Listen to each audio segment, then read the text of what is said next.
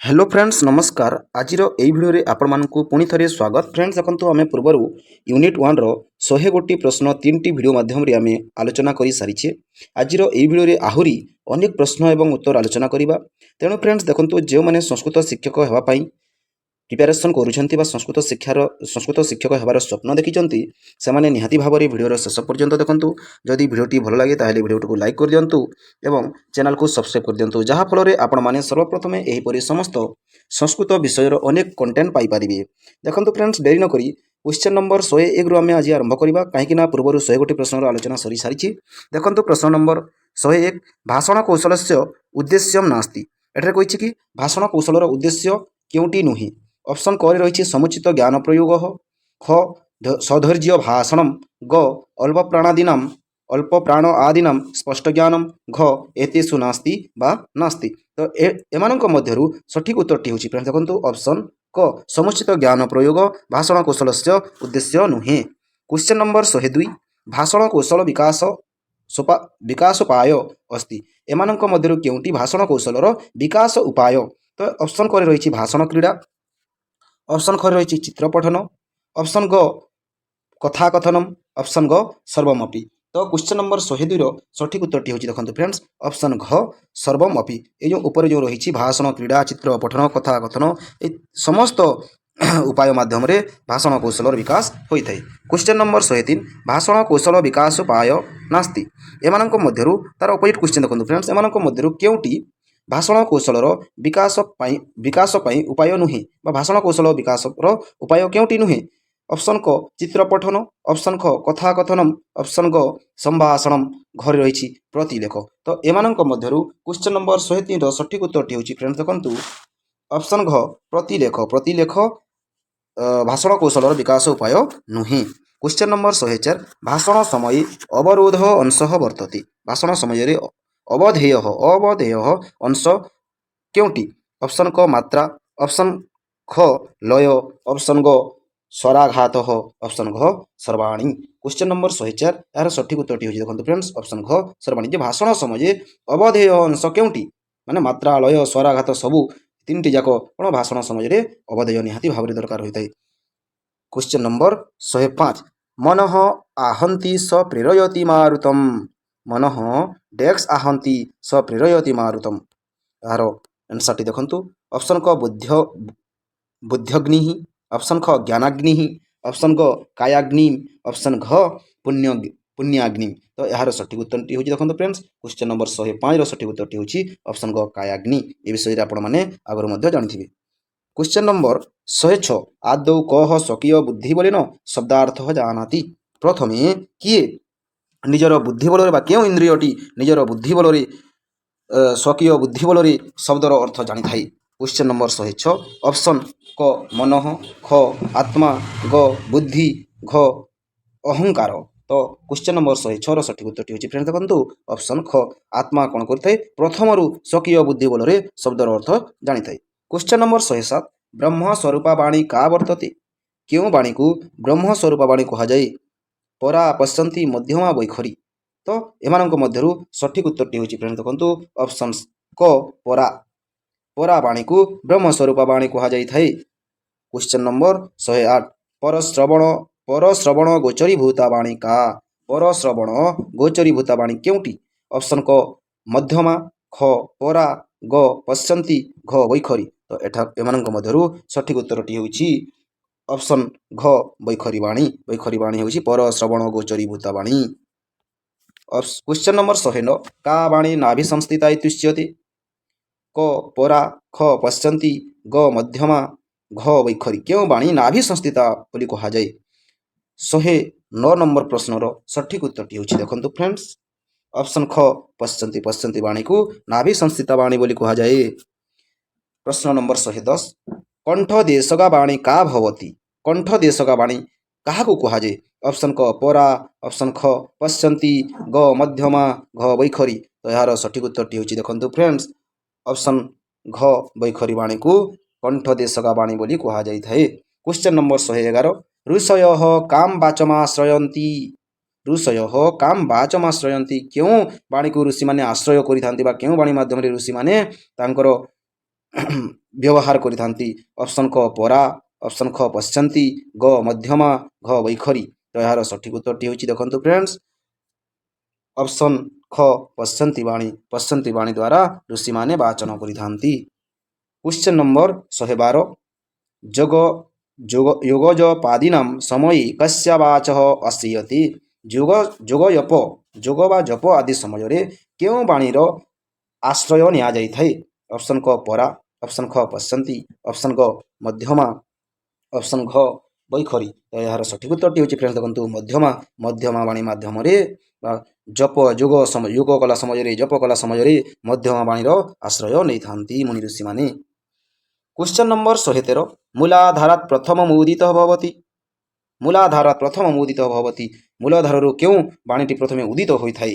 Option କ ପରା, option ଖ ପଶ୍ଚନ୍ତି, ଅପସନ୍ ଗ ମଧ୍ୟମା, ଅପସନ୍ ଘ ବୈଖରୀ। ତ ଏହାର ସଠିକ୍ ଉତ୍ତରଟି ହେଉଛି ଫ୍ରେଣ୍ଡସ୍ ଦେଖନ୍ତୁ ଅପସନ୍ କ ପରା ବାଣୀ ମୂଳଧାରରୁ ଉଦିତ ହୋଇଥାଏ। क्वेश्चन नंबर 114 प्रयोक्तॄणां प्राणवृत्ति निबंधना का भवति। प्रयोक्तॄणां प्राणवृत्ति निबंधना का भवति। क्यों बाणी प्राणवृत्ति निबंधन बोली कहा जाइए? ऑप्शन क परा, ऑप्शन ख पश्चंती, ग मध्यमा, घ बैखरी।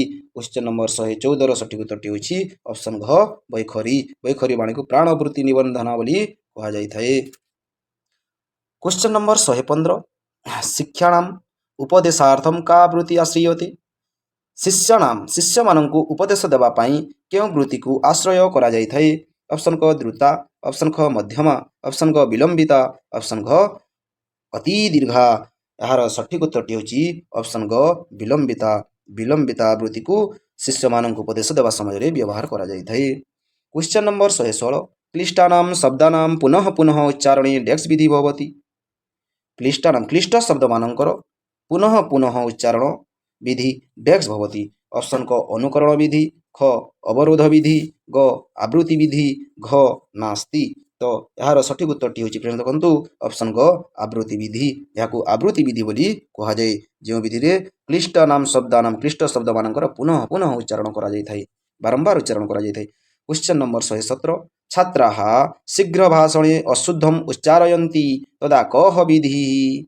छात्र माने शीघ्र भाषण समय रे अशुद्ध उच्चारण निमंते क्यों विधि दरकार? ऑप्शन क आवृत्ति विधि, ऑप्शन ख पूर्णता विधि, ऑप्शन ग अशुद्ध विधि, ऑप्शन घ अवरोध विधि। तो यार सठिक उत्तरटी होछि फ्रेंड्स देखंतु ऑप्शन घ अवरोध विधि ही। यार सठिक उत्तर होछि देखंतु फ्रेंड्स अवरोध विधि, ऑप्शन घ अवरोध विधि यार सठिक उत्तर। क्वेश्चन नंबर 118 अशुद्ध उच्चारणस्य कारणम् अस्ति। ऑप्शन क प्रयत्न लाघवम्, ऑप्शन घ अज्ञानम्, ऑप्शन ग भ्रमः, ऑप्शन घ सर्वाण्यपि। तो यार सठिक उत्तर देखंतु अशुद्ध उच्चारणस्य कारणम् अस्ति। अशुद्ध उच्चारणर कारण कोन? प्रयत्न लाघव, अज्ञान, भ्रम। क्वेश्चन नंबर 118 सठिक उत्तरटी होछि देखंतु ऑप्शन घ सर्वाण्यपि। जे प्रयत्न लाघव, अज्ञान, भ्रम ये तीनोटी जाक अशुद्ध उच्चारणर कारण। क्वेश्चन नंबर 119 कश्चन परमेश्वर इति स्थाने परमेश्वर इति वदन्ति तत्र बीजम। जे केते लोक थांती परमेश्वर इति कहिबा परमेश्वर बोली कहिबा जगह रे परमेश्वर बोली कहि थांती ताहार कारण कोन बोली एठारे कहिछि? ऑप्शन क भ्रम, ऑप्शन घ प्रादेशिक भाषा प्रयोग, ऑप्शन ग प्रयत्न लाघव, ऑप्शन घ अज्ञानम। तो यार सठिक उत्तरटी होछि देखंतु ऑप्शन ग प्रयत्न लाघव।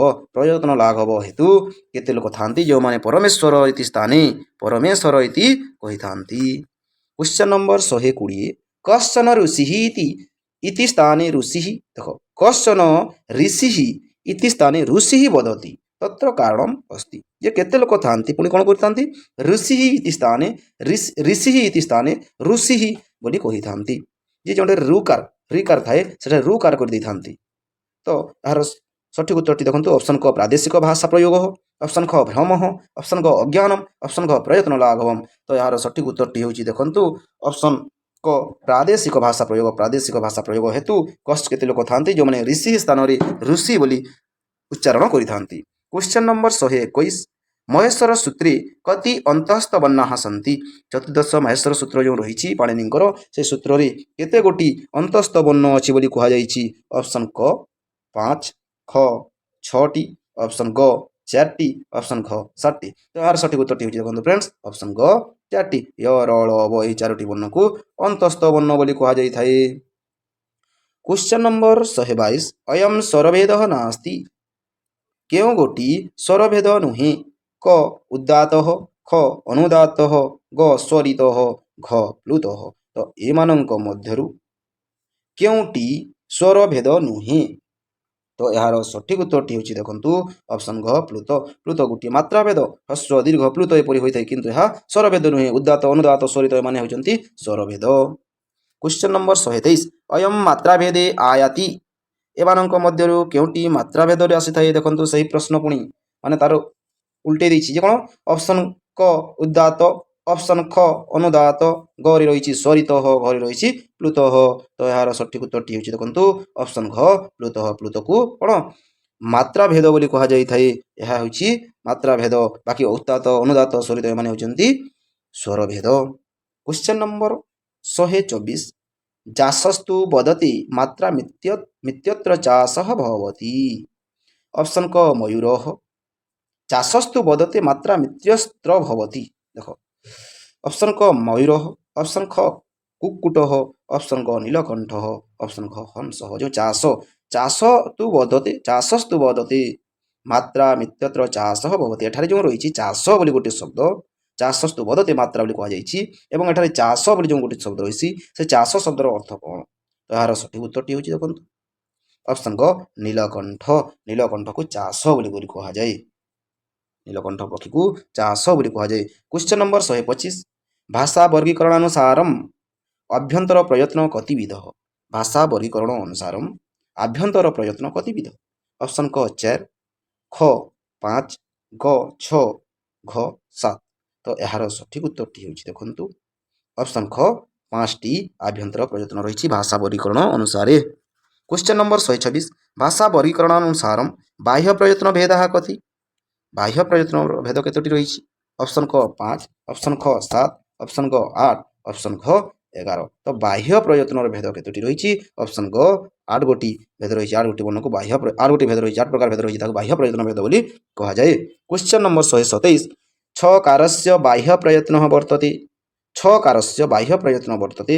ଅପସନ୍ କ ବିବାରଃ, ଅପସନ୍ ଖ ଶ୍ୱାସଃ, ଅପସନ୍ ଗ ଅଘୋଷଃ, ଅପସନ୍ ଗ ସର୍ବାଣୀ। ତ ଏହାର ସଠିକ ଉତ୍ତରଟି ହେଉଛି ଦେଖନ୍ତୁ ଅପସନ୍ ଘ ସର୍ବାଣୀ। ଏହି ସମସ୍ତ ବିବାର, ଶ୍ୱାସ, ଅଘୋଷ ସମସ୍ତ ଠାରେ ଛକାରର ବାହ୍ୟ ପ୍ରୟତ୍ନ ବା ଛକାରର ଉଚ୍ଚାରଣ ହୋଇଥାଏ। Question number 128 ଅୟମ୍ ଅଳ୍ପପ୍ରାଣ ସଂଜ୍ଞକ ବର୍ଣ୍ଣଃ ନାସ୍ତି। এই ଯେଉଁ ଅପସନ୍ରେ ରହିଛି ଏମାନଙ୍କ ମଧ୍ୟରୁ କେଉଁଟି ଅଳ୍ପପ୍ରାଣ ସଂଜ୍ଞକ ବର୍ଣ୍ଣ ନୁହେଁ? ଦ, ଛ, ଗ ଏବଂ ଙ ଏମାନଙ୍କ ମଧ୍ୟରୁ କେଉଁଟି ଅଳ୍ପପ୍ରାଣ ବର୍ଣ୍ଣ ଅନ୍ତର୍ଗତ ନୁହେଁ? ତ ଏହାର ସଠିକ ଉତ୍ତରଟି ହେଉଛି ଅପସନ୍ ଖ ଛ। ଛ ଅଳ୍ପପ୍ରାଣ ବର୍ଣ୍ଣ ଅନ୍ତର୍ଗତ ନୁହେଁ। କ୍ୱେଶ୍ଚନ୍ ନମ୍ବର 129 ଯଦ୍ୟପି ବହୁନାଦିଶେ ତଥାପି ପଠପୁତ୍ର ଡ୍ୟାକ୍ସ। ଯଦ୍ୟପି ଗୋଟିଏ ଉକ୍ତି ଅଛି ପିଲେ, ଯଦ୍ୟପି ବହୁନାଦିଶେ ତଥାପି ପଠପୁତ୍ର ଡ୍ୟାକ୍ସ। ଅପସନ୍ କ ସାହିତ୍ୟ, ଅପସନ୍ ଖ ବ୍ୟାକରଣ, ଅପସନ୍ କ ଦର୍ଶନମ୍, ଅପସନ୍ ଘ ଧର୍ମଶାସ୍ତ୍ର। ତ ଏହାର ସଠିକ ଉତ୍ତରଟି ହେଉଛି ଅପସନ୍ ଖ ବ୍ୟାକରଣମ୍। ଯଦ୍ୟପି ବହୁନାଦିଶେ ତଥାପି ପଥପୁତ୍ର ବ୍ୟାକରଣମ୍। କ୍ୱେଶ୍ଚନ୍ ନମ୍ବର 130 ସ୍ପଷ୍ଟୋଚ୍ଚାरणं ଡ୍ୟାକ୍ସ ଭବତି।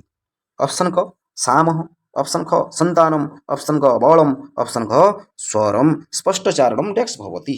ତ ଏହାର ସଠିକ ଉତ୍ତରଟି ହେଉଛି ଅପସନ୍ କ ସାମଃ। ସ୍ପଷ୍ଟୋଚ୍ଚାरणं ସାମଃ ଭବତି। କ୍ୱେଶ୍ଚନ୍ ନମ୍ବର 131 ବ୍ୟାଘ୍ରୀ ଯଥା ହରେତ୍ପୁତ୍ରମ୍ ଇତି ଶ୍ଲୋକस्य ଉଦ୍ଦେଶ୍ୟं ଭବତି। ଅପସନ୍ କ ଅଳ୍ପ ଆଲଙ୍କାରିକ ପ୍ରୟୋଗେ, ଅପସନ୍ ଖ ବିଷୟବସ୍ତୁ ଜ୍ଞାନୀ, ଅପସନ୍ ଗ ଶୁଦ୍ଧୋଚ୍ଚାରଣେ, ଅପସନ୍ ଘ ନାସ୍ତି। ବ୍ୟାଘ୍ରୀ ଯଥା ହରେତ୍ପୁତ୍ର, ବ୍ୟାଘ୍ରୀ ଯେପରି ତାଙ୍କର ପୁତ୍ରକୁ ହରଣ କରିଥିବା ନେଇଥାଏ ଠିକ୍ ସେହିପରି ଏହା କେଉଁ ଉଦ୍ଦେଶ୍ୟରେ କୁହାଯାଇଛି? ଏହି ଶ୍ଲୋକ କେଉଁ ଉଦ୍ଦେଶ୍ୟରେ କୁହାଯାଇଛି? ଏହାର ସଠିକ ଉତ୍ତରଟି ହେଉଛି ଅପସନ୍ ଗ ସଠିକ ବା ଶୁଦ୍ଧୋଚ୍ଚାରଣ ନିମନ୍ତେ ଏହାକୁ ବ୍ୟବହାର କରାଯାଇଛି ବା ଏହି ଶ୍ଲୋକର ଉଦ୍ଦେଶ୍ୟ ହେଉଛି ଯେ ଶୁଦ୍ଧୋଚ୍ଚାରଣ ନିମିତ୍ତ ଏହି ଶ୍ଲୋକକୁ ବ୍ୟବହାର କରାଯାଇଛି। କ୍ୱେଶ୍ଚନ୍ ନମ୍ବର 132 ଭାଷଣ ଦକ୍ଷତାୟାମ୍ ଅପେକ୍ଷତେ। ଭାଷଣ ଦକ୍ଷତା ଅପେକ୍ଷିତ କରିଥାଏ କାହାକୁ? ଅପସନ୍ କ ହାସ୍ୟବଦନମ୍, ଅପସନ୍ ଖ ନାଟ୍ୟଭିନୟମ୍, ଗ ମଧୁରେଶ୍ୱରଃ, ଘ ସର୍ବାଣ୍ୟପି। ତ ଏହାର ସଠିକ ଉତ୍ତରଟି ହେଉଛି ଫ୍ରେଣ୍ଡସ୍ ଦେଖନ୍ତୁ ଅପସନ୍ ଘ ସର୍ବାଣ୍ୟପି। ଯେ ଭାଷଣ ଦକ୍ଷତାରେ କ'ଣ ହାସ୍ୟ ଦରକାର, ହାସ୍ୟବଦନ ଦରକାର, ନାଟ୍ୟଭିନୟ ମାଧ୍ୟମରେ ଭାଷଣ ଦେବା ଉଚିତ, ମଧୁର ସ୍ୱରରେ ଗୋଟିଏ विषय को भाषण माध्यम कहवा उचित यह हूँ भाषण दक्षतार उद्देश्य गुड़िक कौन हास्य बदनम नाट्य विनय मधुर स्वर। क्वेश्चन नंबर 133 भस्भयल डियर महोदय मतानुसारम चक्षुषः कार्य किम।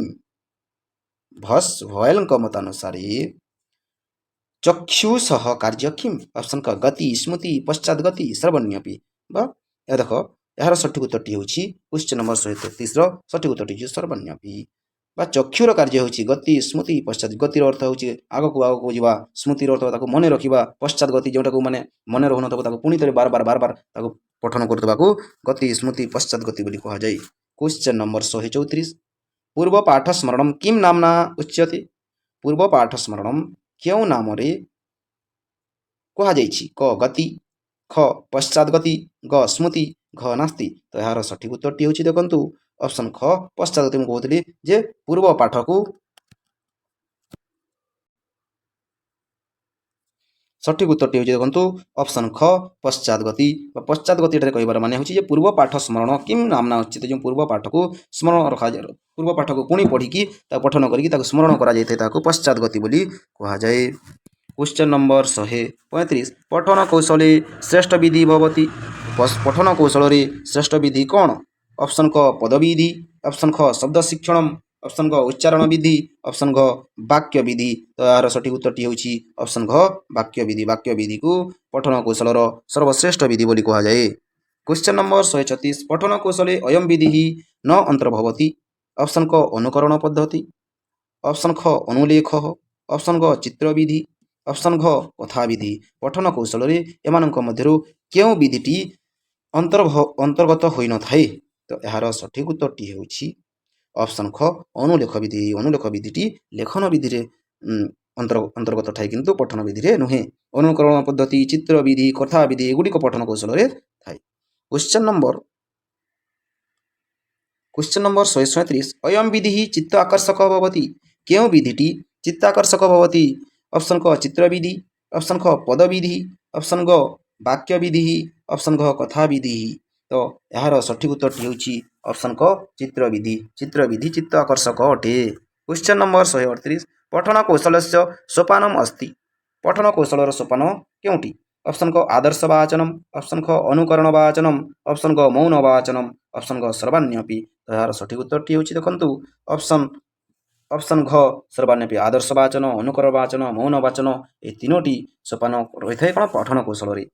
क्वेश्चन नंबर 139 पठन कौशल से उद्देश्यमस्ति। पठन कौशल उद्देश्य अटी। पठन कौशल से उद्देश्यमस्ति ऑप्शन ख उचित स्वरेण पठनम ऑप्शन ख अविच्छिन्नतया पठनम ऑप्शन ग अर्थावगाहन पूर्वकम पठनम ऑप्शन ग सर्वान्यपि।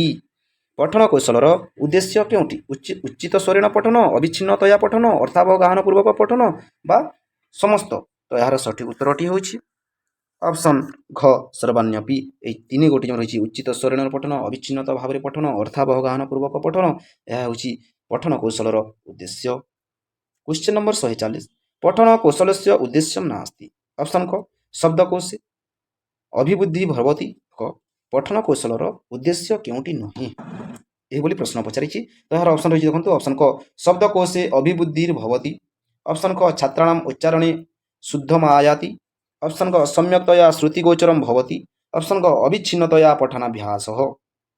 तो यार सठिक उत्तरटी हूँ फ्रेंड्स देखो क्वेश्चन नंबर 140 सठिक उत्तरटी हूँ ऑप्शन ग सम्यक्तया श्रुतिगोचरम भवती। तो सठिक उत्तरटी हूँ यार ऑप्शन ग सम्यक्तया श्रुतिगोचरम भवती। क्वेश्चन नंबर 141 पठन गतौ आयाति क्यों क्या पठन गति बोली कह जाए पठन गति कौन आसी था। ऑप्शन क मंद पठनम ऑप्शन ख सामान्य पठनम ऑप्शन ग द्रुत पठनम ऑप्शन घ त्रयमपि। क्वेश्चन नंबर 141 सठिक उत्तरटी हूँ ऑप्शन घ त्रयमपि। तीनोटी जाक पठन गति आसी था कौन मंद पठन सामान्य पठन द्रुत पठन यह तीनोटी जाक पठन गति आसी था। क्वेश्चन नंबर 142 विस्तृत पठनम कस्य भेद वर्तते। विस्तृत पठन कହାର भेद अटे। भावग्रहणीयता पठन गति मुखरता पठन ऑप्शन घ नास्ति। देख ऑप्शन क रही भावग्रहणीयता पठन, ऑप्शन घ पठन गति, ऑप्शन घ मुखरता पठन, ऑप्शन घ नास्ति। तो एमानंक मध्यरु विस्तृत पठन कहार भेदरे अंतर्गत, तो यार सठिक उत्तरटी होछि ऑप्शन घ सॉरी ऑप्शन क भावग्रहणीयता पठन। क्वेश्चन नंबर 143, विस्पष्टम विस्पष्टम भूतम शांतम इति वर्तते, विस्पष्टम भूतम शांतम इति वर्तते। ऑप्शन ख मुखरता पठनी, ऑप्शन ख भावग्रहणीयता पठनी, ऑप्शन ग पठन गति, ऑप्शन घ नास्ति। तो यार सठिक उत्तरटी होछि देखंतु ऑप्शन क मुखरता पठनी।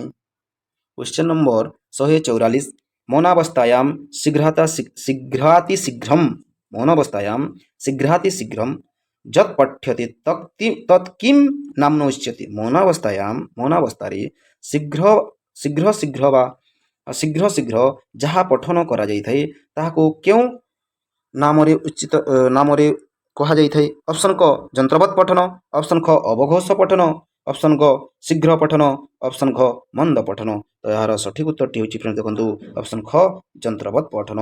ଯେଉଁଟାକୁ ମାନେ ଶୀଘ୍ର ଶୀଘ୍ର ପଠନ କରାଯାଇଥାଏ ତାହାକୁ ମୌନାବସ୍ଥାରେ ଶୀଘ୍ର ଶୀଘ୍ର ପଠନ କରାଯାଏ ତାହାକୁ ଯନ୍ତ୍ରବତ୍ ପଠନ ବୋଲି କୁହାଯାଇଥାଏ। କ୍ୱେଶ୍ଚନ୍ ନମ୍ବର 145, ଗୁଣୁ ଗୁଣୁ ନାଦେନ ଯତ୍ ପଠ୍ୟତେ ତତ୍ କିମ୍ ନାମ୍ନା ଉଚ୍ୟତେ। ଗୁଣୁ ଗୁଣୁ ନାଦରେ ଯାହା ପଢ଼ା ଯାଇଥାଏ ତାହାକୁ କେଉଁ ନାମରେ କୁହାଯାଇଥାଏ।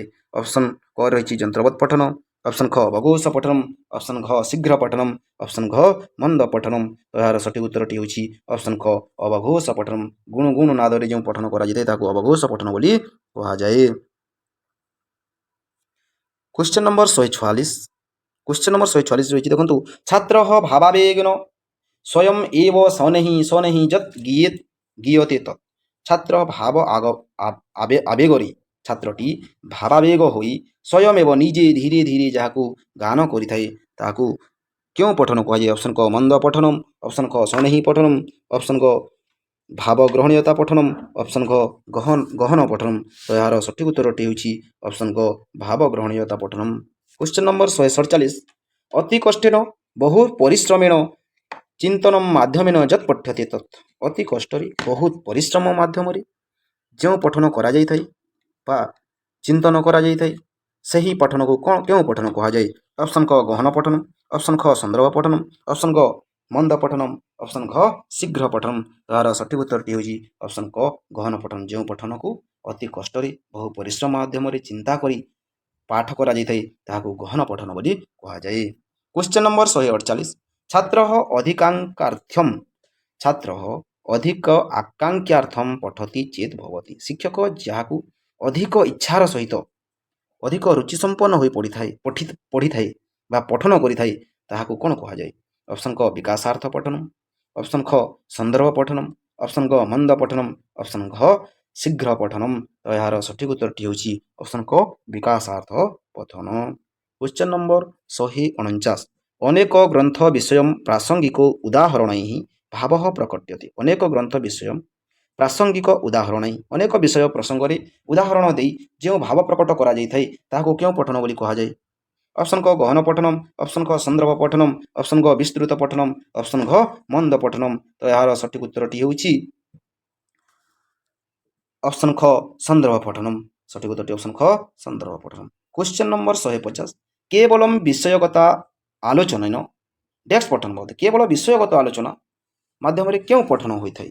ऑप्शन ख मंद पठनम, ऑप्शन ख आधारित पठनम, ऑप्शन ग विमर्शात्मक पठनम, ऑप्शन घ नास्ति। तो यार सठिक उत्तरटी होछि देखंतु केवल विषयगत आलोचनार जो आलोचना करा जाइथाय जो पठन रे तो सार तार सठिक उत्तरटी होछि आधारित पठन। ऑप्शन ख रे जो रहिछि आधारित पठन माध्यम रे कोन करा जाइथाय विषयगत आलोचना करा जाइथाय तेणु याको आधारित पठन बोली कहा जाए। तो फ्रेंड्स आज पई एतिक थाउ। आहरी अनेक भिडियो रे आमे अनेक प्रश्न एवं उत्तर आलोचना करिबा। आहरी गोटी भिडियो रे यूनिट 1 रो समस्त प्रश्न रो आलोचना सारिदेबा तापर यूनिट 2 रो आरंभ करिबा। तेणु फ्रेंड्स देखंतु जे माने यार पीडीएफ पाइबा को चाहउछन्ती से माने डिस्क्रिप्शन रे टेलीग्राम रो लिंक अछि से लिंक को जाई एई पीडीएफ पाई परिबे। धन्यवाद, नमस्कार।